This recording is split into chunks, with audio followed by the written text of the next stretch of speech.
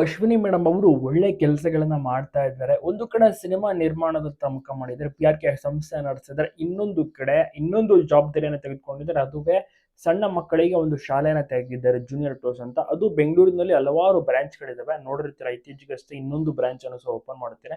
ಸುಮಾರು 10 ಬ್ರಾಂಚ್ ಅಂತೂ ಇದಾವೆ. 10ಕ್ಕಿಂತ ಜಾಸ್ತಿನೇ ಇದಾವೆ ಅನ್ಬಿಡುತ್ತೆ ಬೆಂಗಳೂರು ಎಲ್ಲಾ ಏರಿಯಾಗಳಲ್ಲೂ. ಅಲ್ಲಿ ಸಣ್ಣ ಮಕ್ಕಳಿಗೆ ಸೇರಿಸ್ಬೋದು. ಏನು ಪ್ಲೇ ಆಗಿರ್ಬೋದು, ಕಿಂಡರ್ ಗಾರ್ಡನ್ ಈ ರೀತಿ ಅವ್ರಿಗೆ ಅಲ್ಲಿ ಹೇಳ್ಕೊಡುವಂಥದ್ದು. ಸಣ್ಣ ಮಕ್ಕಳು ಅಂಥವ್ರನ್ನ ಅಲ್ಲಿ ಜಾಯಿನ್ ಮಾಡಿಸ್ಬೋದು. ಏನೋ ಒಂದು 5 ವರ್ಷ, 6 ವರ್ಷ ಇರುತ್ತೆ. ಸೊ ಅಂಥ ಮಕ್ಕಳಿಗೆ. ಇಲ್ಲಿ ಅಶ್ವಿನಿ ಮೇಡಮ್ ಅವರು ಕೂಡ ಒನ್ ಆಫ್ ದ ಪಾರ್ಟ್ನರ್ ಆಗಿರ್ತಾರೆ. ಇದನ್ನ ಅವರು ಕೂಡ ಓನ್ ಮಾಡಿರ್ತಾರೆ ಅನ್ಬೋದು. ಅವರು ಕೂಡ ಇನ್ವೆಸ್ಟ್ ಮಾಡಿ ಸೊ ಅವರು ಕೂಡ ಒಂದು ಹೆಡ್ ಆಗಿರ್ತಾರೆ.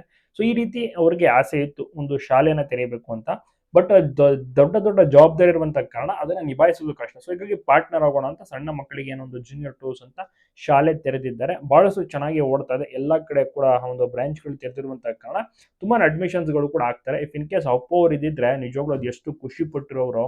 ಈ ರೀತಿ ಒಂದು ಏನು ಮಕ್ಕಳಿಗಾಗಿ ಮಾಡಿರುವಂತ ಒಂದು ಶಾಲೆ ಎಲ್ಲವನ್ನೂ ಕೂಡ ನೋಡಿ ನಿಜವಾಗ್ಲೂ ಅದನ್ನೆಲ್ಲವನ್ನೂ ಕೂಡ ನೆನೆಸ್ಕೊಂಡ್ರೆ ಅಶ್ವಿನ್ ಮೇಡಮ್ ಸಹ ಕಣ್ಣೀರ್ ಹಾಕ್ತಾರೆ ಕೆಲವೊಂದು ಕ್ಷಣ.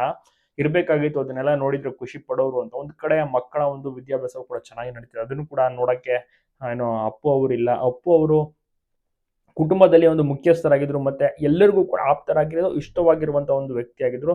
ಜೊತೆಗೆ ಅವರು ರಾಜ್‌ಕುಮಾರ್ ಅವರ ಕೊನೆಯ ಮಗ ಅಲ್ವಾ. ಸೊ ಹೀಗಾಗಿ ಪ್ರತಿಯೊಬ್ಬರಿಗೂ ಕೂಡ ಇಷ್ಟ.